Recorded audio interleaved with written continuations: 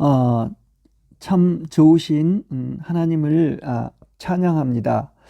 오늘은 계속해서 말틴 루터의 고통의 시련의 체험 세 번째 시간으로 여러분과 함께 은혜를 나누겠습니다.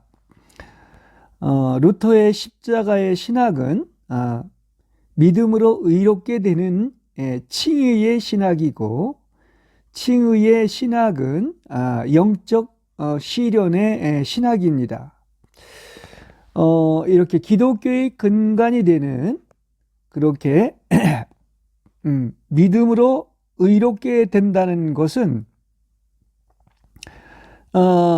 그 믿음의 본질상 이것은 그 현실과 이성과 눈에 보이는 것과 귀에 들리는 것과 이렇게 생각에 떠오르는 것과는 다 반대되는 것이기 때문에 거기에서는 어떤 고통의 시련이 있다는 것을 의미하고 있습니다.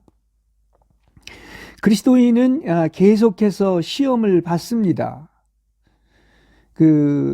여기에는 그의 양심을 공격해오는 그 무엇, 악마의 공격이라고 한 그런 것입니다. 우리에게 모든 어떤 심적인 무거움과 침울함은 다 악마에게서 오는 것입니다. 하나님께서 그에게 은혜롭지 못하다든지, 또한 하나님이 그에게는 자비를 베풀지 않을 것이라든지 하는 것 등입니다. 누구나 이렇게 압박하는 무거운 생각을 가진 사람은 이것이 바로 악마로부터 온 공격임을 확실히 알아야 할 것입니다. 우리 하나님은 괴롭히기 위해서가 아니라 평화와 행복과 위로를 주시기 위하여 하나님의 아들을 보내신 것입니다. 그러므로 우리는 용기를 내고 바로 여러분이 세례를 받았고 또 그리스도를 믿는 신앙을 통하여 이렇게 의인이 되어 여러분의 이름이 하늘에 기록된 자녀임을 언제나 명심하시기를 바랍니다. 더 이상은 그러면 죽음의 화살이 여러분을 쏘지 못할 것입니다. 우리는 그동안 얼마나 마귀에게 속고 시달림을 받았습니까? 그러나 악마는 하나님의 자녀인 여러분에게 아무런 권리도 없고 또 여러분을 해치거나 손상시킬 수 없습니다. 그는 그리스도를 통하여 그의 머리가 상하게 되었고 심판을 받고 쫓겨났습니다. 우리에게 있는 어떤 고통의 시련은 바로 우리를 훈련시키기 위한 것입니다. 그러니까 우리가 이렇게 괴로움을 당하는 것은 우리 자신에게 있어서 가치가 있어야 됩니다. 그야말로 무익하고 쓸데없는 것으로 고통을 당할 필요는 없습니다. 하나님은 남아있는 육신과 제 무한한 존재 때문에 믿는 자들에게 여러 가지 고통을 주십니다. 우리가 육체의 고통을 당하면 죄를 그치고 겸손하게 됩니다.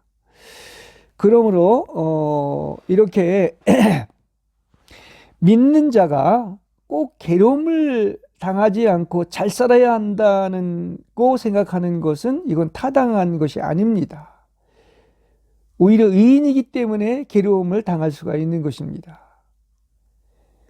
우리가 예수 믿고 나서부터 성령님은 여러분을 사랑하셔서 계속 다루시기 시작하셨고, 이제 그리스도로 조성되기까지 여러분과 이렇게 옛사람인 육체와 자아를 계속해서 허물고 파쇄시키고 있다는 사실을 여러분은 알아야 할 것입니다.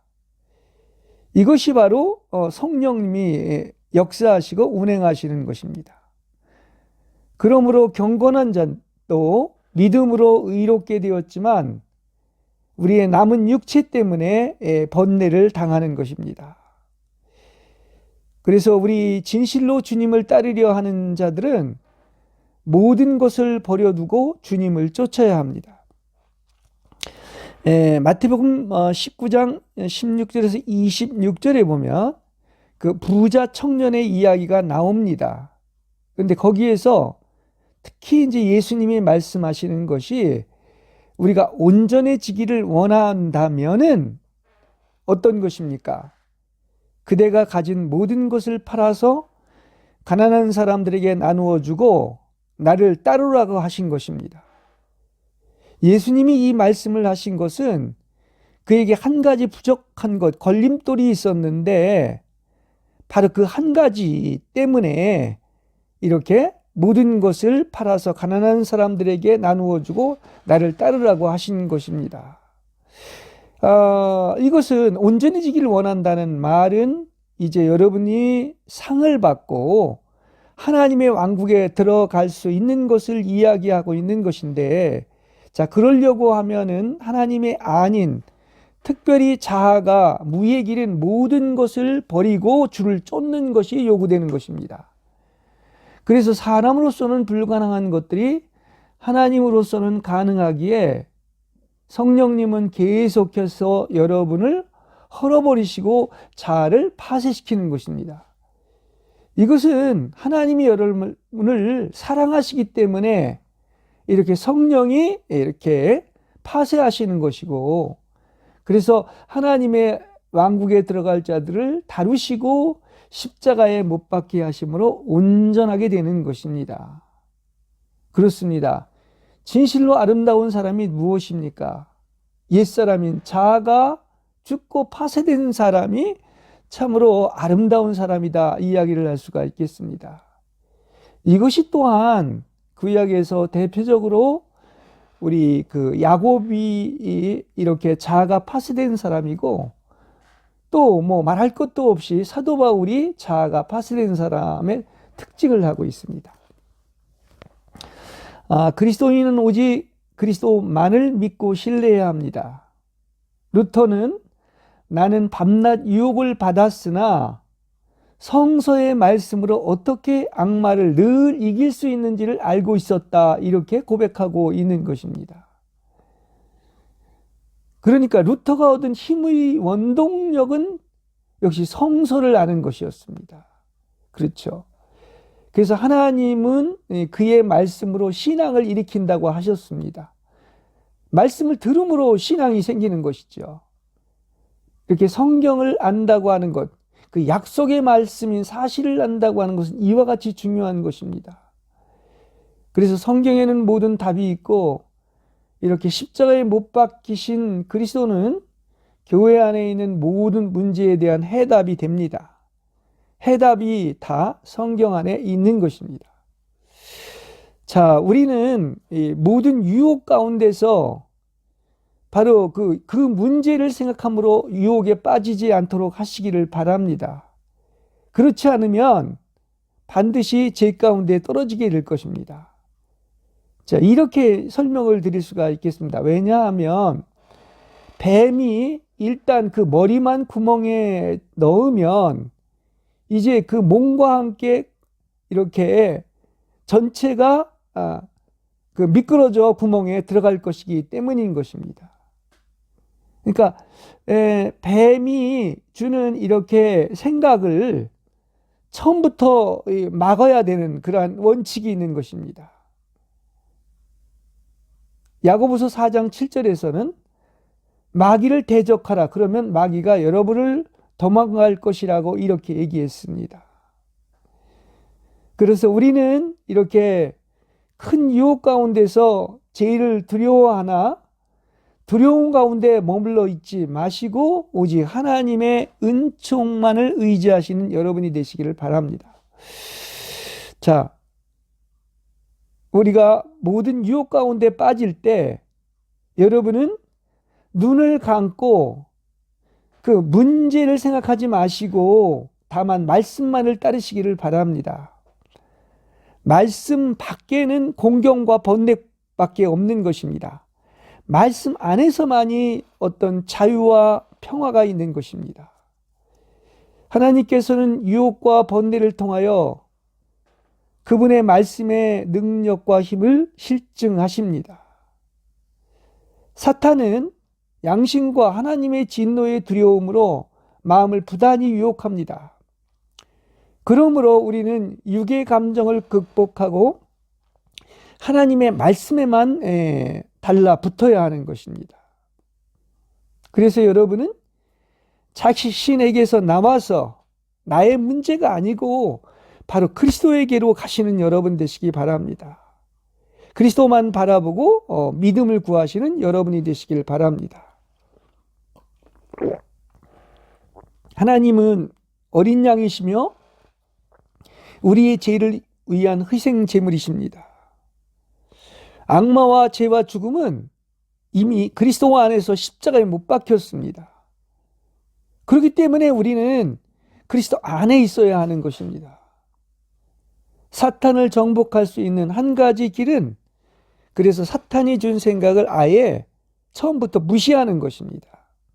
이 사탄은 이미 십자가에 못 박혔기 때문에 사탄은 멸시 외에 아무것도 이렇게 받을 것이 없는 것입니다.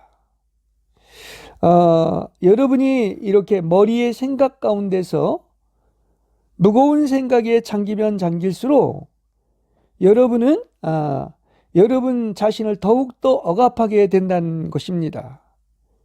그러므로 견고한 요새인 생각에서 나오는 모든 이론을 무너뜨리시고 하나님을 아는 지식을 대적하여 일어나는 모든 높아진 것들을 무너뜨리며 모든 생각과 사상을 사로잡아서 오직 그리스도께 복종하시기를 바랍니다.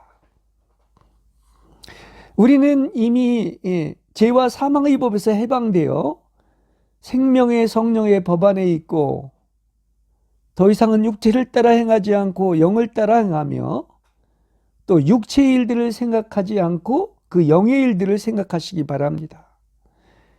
육체의 생각을 두지 마시고 영의 생각을 두시기 바랍니다. 그때 생명과 평강의 열매가 맺히는 것이죠.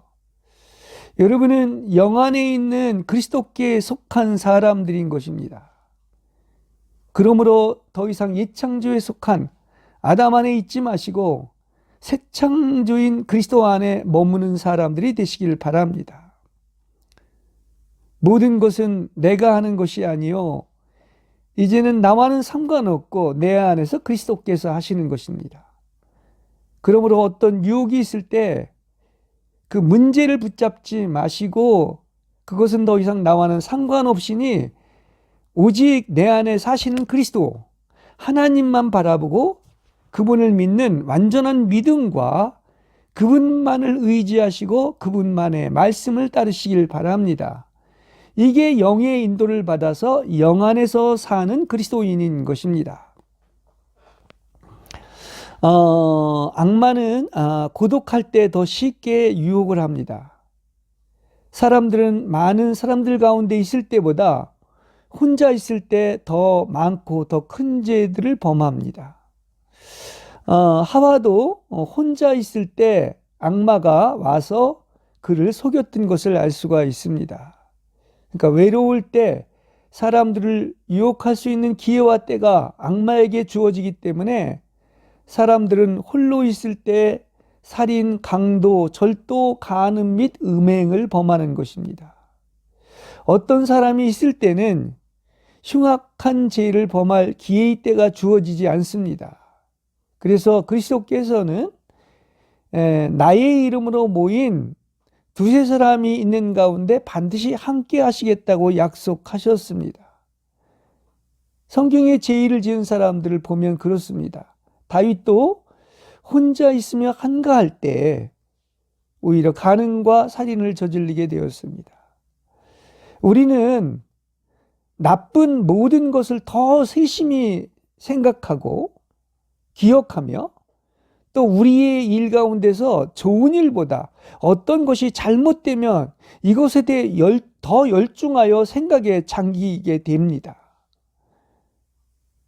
그래서 마치 나보다 더 불행한 사람이 아무도 없는 것처럼 과장하며 이렇게 생각에 잠기고 매우 좋지 못한 결말을 짓게 되리라고 생각을 합니다. 이게 벌써 생각에 침투하는 어떤 마귀의 유혹입니다. 그리고 이러한 생각을 하는 것은 내가 그리스도 안에 있지 않고 나로 돌아온 것이기 때문입니다. 우리가 알아야 할 것은 생각은 마귀와 싸우는 전쟁터이고 또 마귀가 들어오는 통로이기 때문에 생각에 들어오는 어떤 문제나 육체의 일이나 땅의 것에 사로잡히지 마시고 오직 하나님만을 바라보시고 모든 생각을 사로잡아서 그리스도께 복종하시는 여러분이 되시길 바랍니다. 하나님은 생각이 아니라 머리가 아닌 여러분의 영 안에서 여러분의 심장 깊은 곳에서 여러분과 대화를 하시는 것입니다. 그렇기 때문에 이렇게 우리가 십자가에 못 박혔다고 하는 것은 내가 죽고 나를 비운 사람은 더 이상 내가 일하지 않고 내 안에서 하나님이 일하시는 것입니다. 이것이 내가 아니요 그리스도가 사는 것이죠. 그렇기 때문에 이제 그 이후로는 하나님이 일하시든 안 하시든 나와 상관이 없는 것이고 선행도 그분이 하시든 안 하시든 나와 상관이 없는 것이고 모든 것을 그분이 하시는 것이죠. 이게 얼마나 자유롭고 좋은 것입니까? 그리고 사람마다 이렇게 각자 나이에 맞는 죄가 있습니다. 뭐 차이는 있을 수가 있지만 보통 젊을 때는 여자의 유혹을 받고 또 30대쯤은 황금의 유혹을 받고 40세 때쯤은 세상의 영광과 명예와 영화의 유혹을 받으며 또 나아가서 60세쯤은 이제 내가 경건해졌으면 하고 생각을 합니다. 그러나 경건도 나를 뽐내기 위한 어떤 경건이 되어서는 안 되고 하나님을 높이기 위한 경건이 되어야 할 것입니다. 자, 우리는 살면서 슬픔을 조심하시기 바랍니다. 하나님은 기뻐하고 즐거워하라고 명령하셨습니다. 그것이 하나님의 뜻이라고 이야기를 하고 있습니다. 슬픔의 원인이 보면은 대개는 돈과 명예를 얻으려는 이렇게 부단한 노력에서 생기는 것을 알 수가 있습니다. 그리고 그것을 얻지 못함으로 그렇게 염려하고 걱정하고 불안해하고 슬퍼하는 것이죠. 그러나 루터는 특별히 이런 유혹이 있었습니다. 내가 이렇게 자비로운 하나님을 가지지 않았다고 생각하는 것입니다. 이것은 그가 율법 안에 있고 율법에 의해서 기인된 것이고 그래서 이 고린도후서 7장 10절에 있는 것처럼 하나님을 따라 슬퍼하는 것은 회개를 하게 하여 후회할 것이 없는 구원에 이르게 하지만은 그러나 이렇게 마귀가 주는 이렇게 세상의 슬픔은 죽음을 가져온다고 이렇게 이야기를 하고 있는 것입니다. 그래서 우리는 항상 기뻐하고 즐거워하고 감사해야 할 것입니다. 루터는 이것을 율법에 의하여 자비로우신 하나님을 이렇게 얻지 못했다고 생각한 것으로서 이러한 슬픔은 사람을 죽이기 때문에 가장 큰 슬픔이 된 것입니다.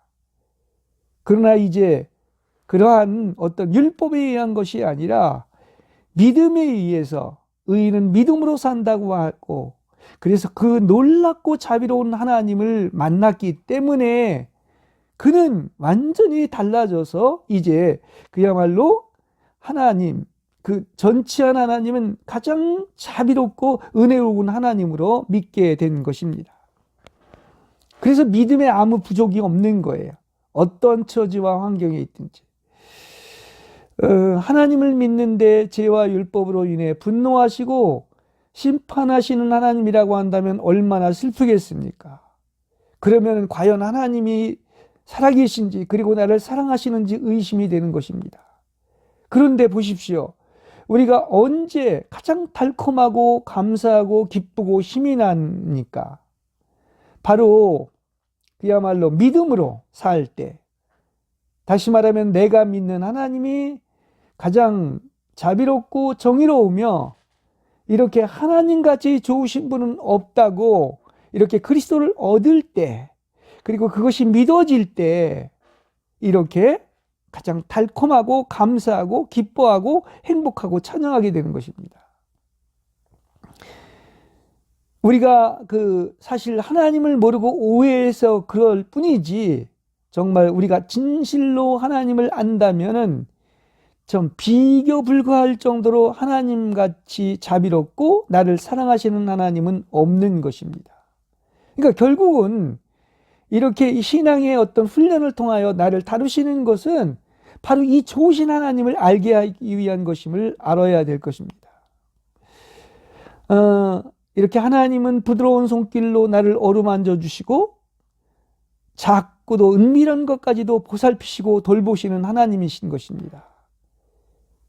그래서 우리가 이렇게 그야말로 그 좋으신 하나님을 만나고 나면은 내가 그동안 하나님을 모르고 오해한 것을 알게 되고 오직 하나님 한 분만으로 족한 것입니다. 그래서 우리는 하나님을 알고 믿어지게 된다면은 그야말로 하나님 아닌 무엇으로도 우리를 후련하게 할 수가 없는 것입니다. 하늘에서도 땅에서도 하나님같이 좋으신 분은 없고 나의 전부가 되는 것입니다. 그것을 우리는 알아야 할 것입니다. 자, 히브리서 12장 5절에서 6절에 보면 여러분의 삶의 방식은 돈을 사랑하지 말고 지금 있는 것으로 만족해야 합니다. 왜냐하면 그분께서 직접 내가 결코 너를 떠나지도 않고 너를 저버리지도 않을 것이다. 주님은 나를 돕는 분이시니 나 두려울 것 없어라. 사람이 내게 무엇을 할 수 있으라 이렇게 하셨기 때문인 것입니다.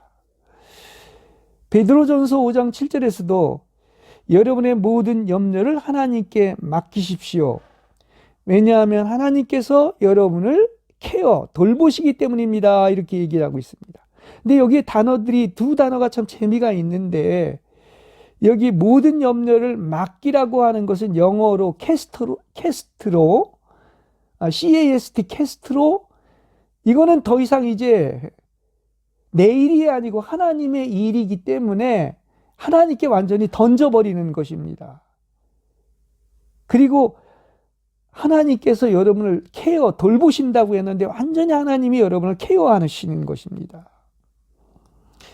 하나님은 이렇게 세상의 슬픔은 미워하시며 우리를 위로하여 말씀하시기를 시편 50편 7절에 나는 하나님 곧 너의 하나님이다 이렇게 이야기를 하고 있는 것입니다. 그렇습니다. 그 하나님은 나의 하나님이고 또한 나의 아버지인 것입니다.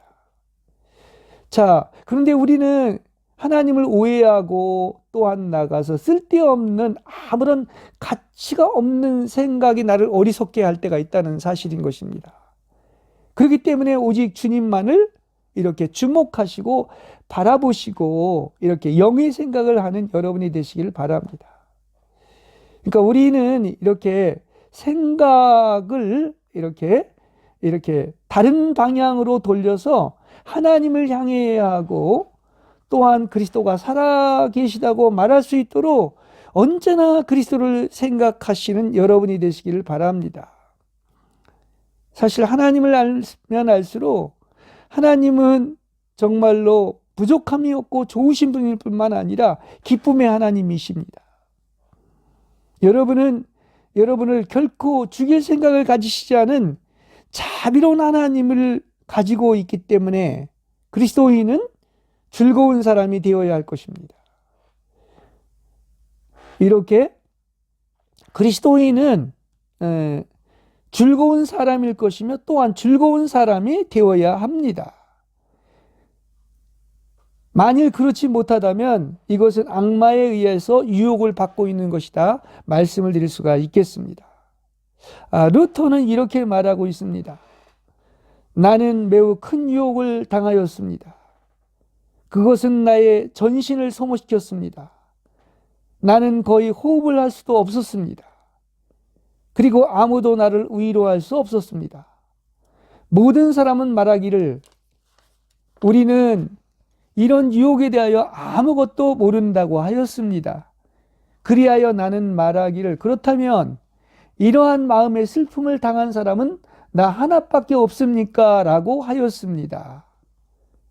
그런데 그러면 그럴수록 우리는 어떤 것입니까? 하나님의 신실한 약속의 말씀이 있고 또 살아계신 하나님이 있는 거예요.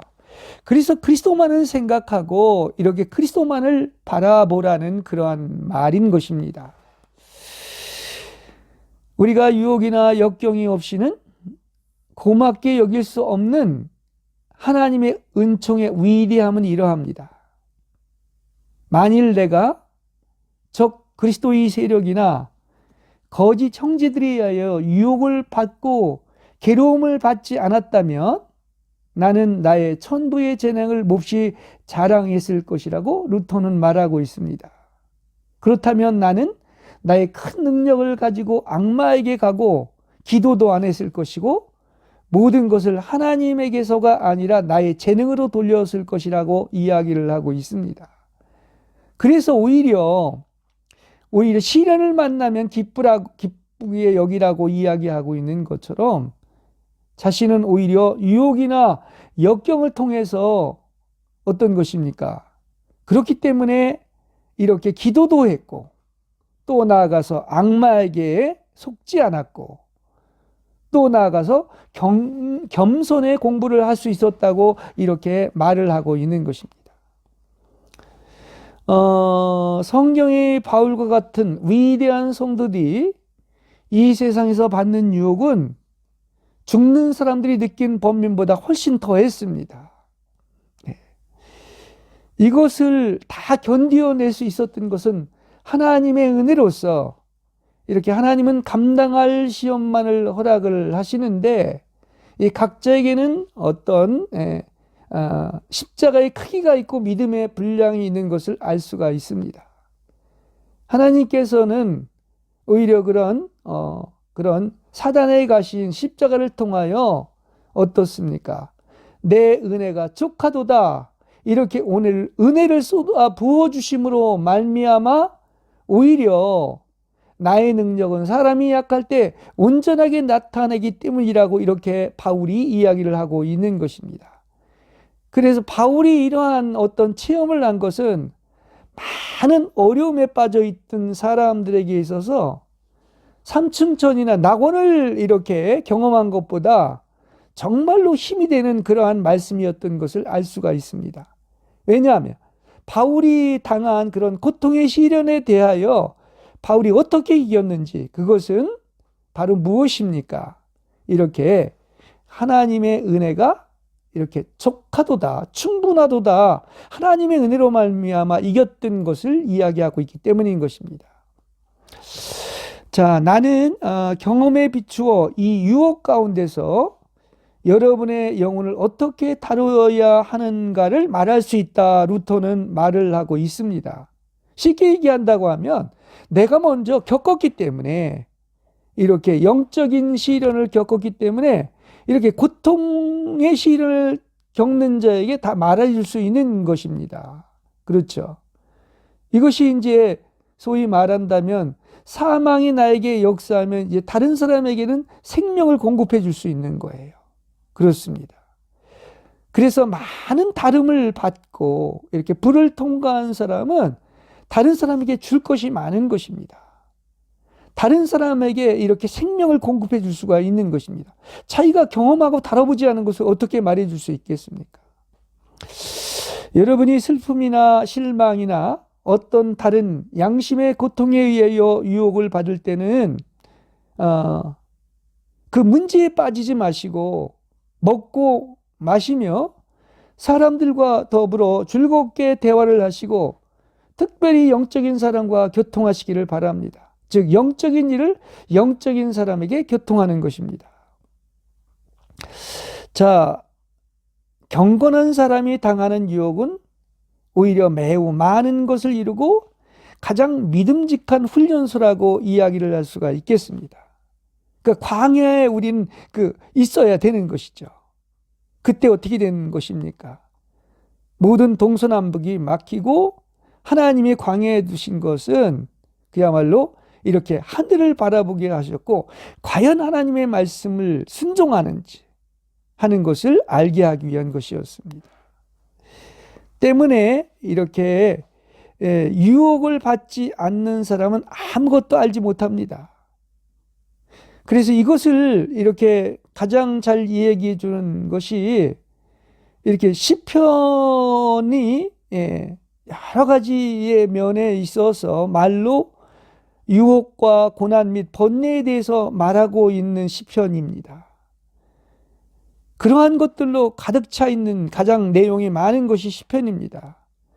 그래서 시편은 우리가 특별히 보면은 이렇게 고통의 시련에 대해서 말하고 있는 것이 많은데, 특히 이제 그 메시아의 시편으로 이 다윗의 일생 중에 없었던 그 메시아의 십자가의 부르짖음과 유혹을 완전히 이렇게 성령이 다윗을 감동시켜 이런 기묘한 예언을 쓰게 한 것이 있습니다.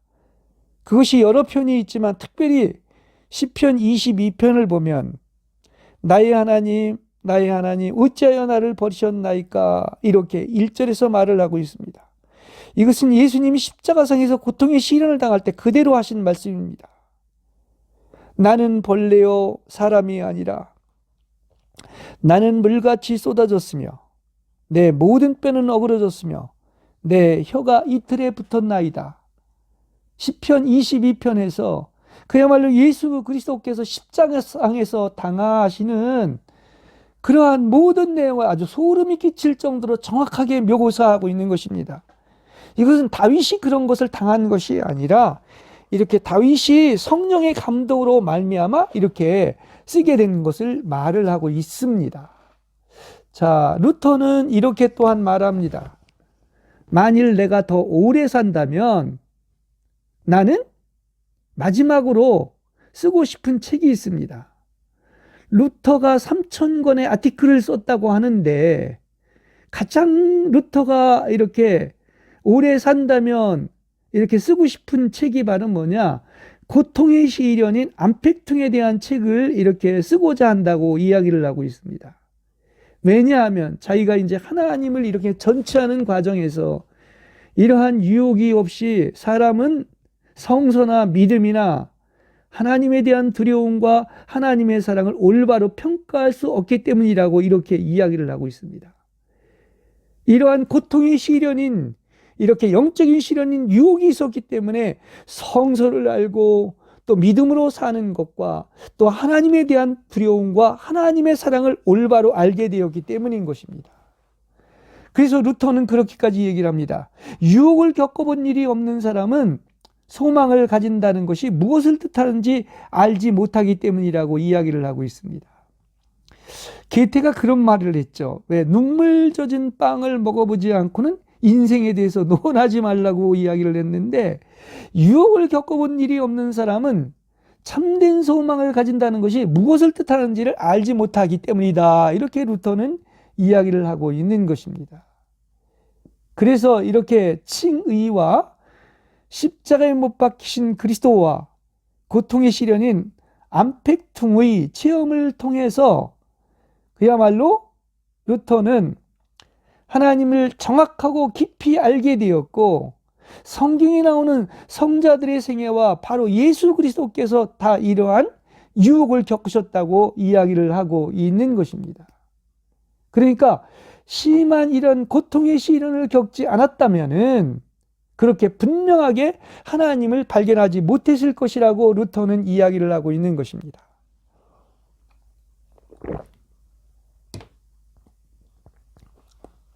어떤 의사도 밖에서나 안에서나 영적으로 연약한 병을 고칠 수가 없습니다.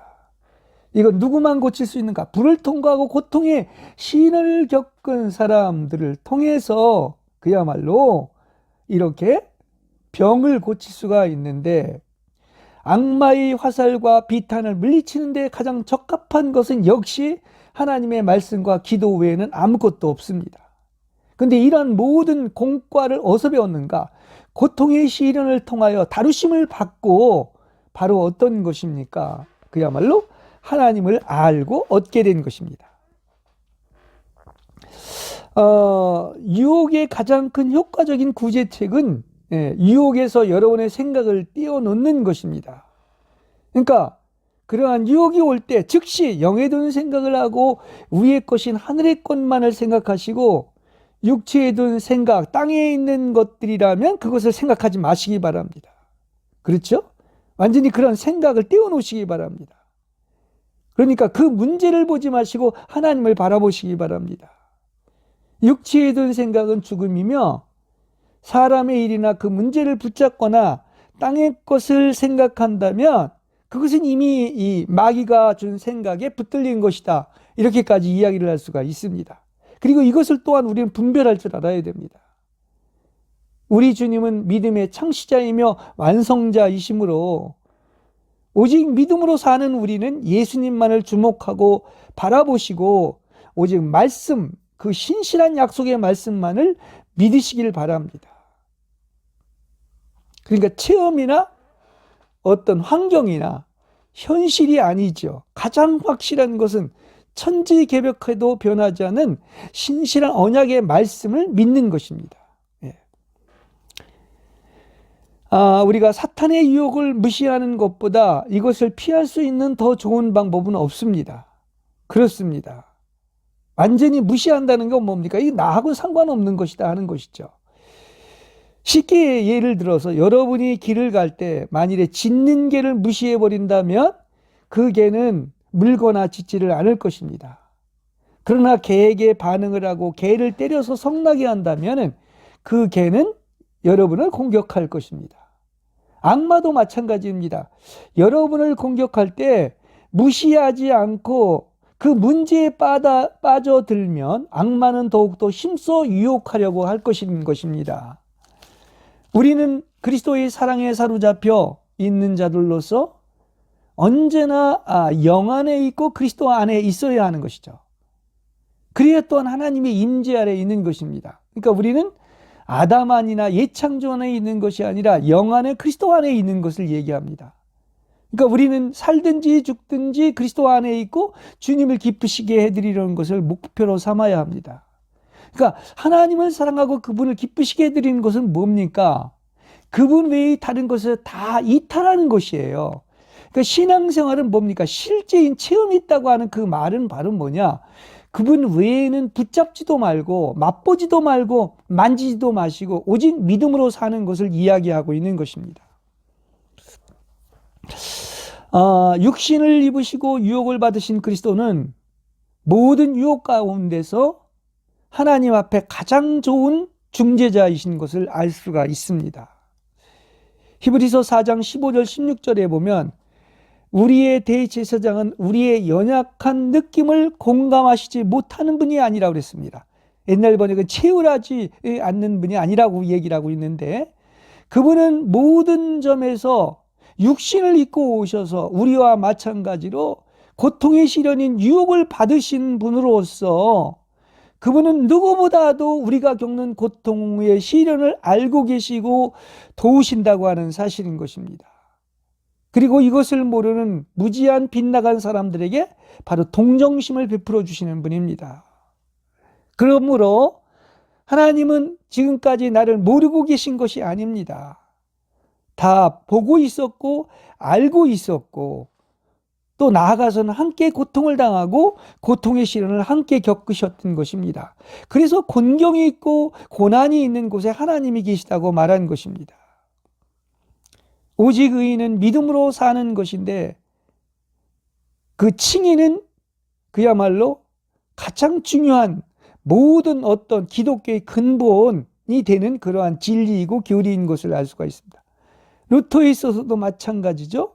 칭의라는 것을 알 수가 있는데 믿음으로 이렇게 사는 것인데 그래서 신앙을 공격하는 유혹이 가장 큰 유혹입니다.